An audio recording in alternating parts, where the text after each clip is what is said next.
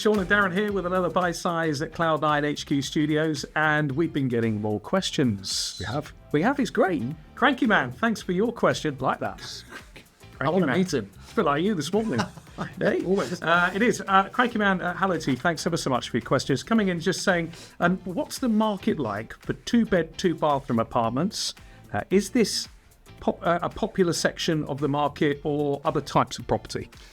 Okay, so 2-bed, 2-bath apartments probably make up a significant majority of the portfolio that's available to buy here on the Costa del Sol. The thing about it is, I mean, I don't know the exact split between villas for sale and apartments for sale, but there are many, probably thousands of apartments for sale. And the way that developers build their housing projects is that they will make most of the stock 2-bed because it just provides them with better yields. They'll probably have a much smaller percentage of maybe 3-beds or 1-beds. You might find them on the corners or on the top floors, but generally the accepted popular ones that sell are the 2-beds. Why do you think that is? Because that's all the space that most people need. So if you imagine a young family, if you imagine couples who might want to entertain guests now and again.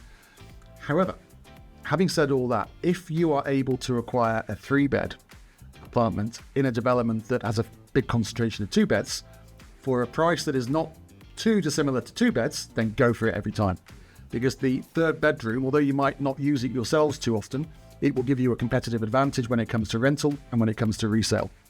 So if you've got 2-bed apartments that are 200,000 euros, say, in a block, and then you've got a 3-bed at 400,000, the figures don't really stack up. Is that third bedroom worth another 200,000 euros? Probably not. If you've got a 3-bed that's 250,000, so you're paying just another 25% of the 2-bed price, my advice is to go for it. Because, as I say, they're so close, the pricing, that you'll probably get your money back on the rental side and also on the resale side. The 2-bed apartment market can be crowded, okay? So there are far more 2-beds than 3-beds for sale on the open market. So that means that there can be a glut of supply. So unless you've got something a bit distinctive or at a notable development or with great views or it's been refurbished, then you're going to have quite a lot of competition. So my advice to Cranky Man would be, again, there isn't a general answer to his question, but just be careful where you're buying, look at the competition and see if there's a glut of very similar apartments to yours. Have you paid the top dollar price? Has someone got in there at an earlier stage of construction or a few years ago when prices were maybe lower?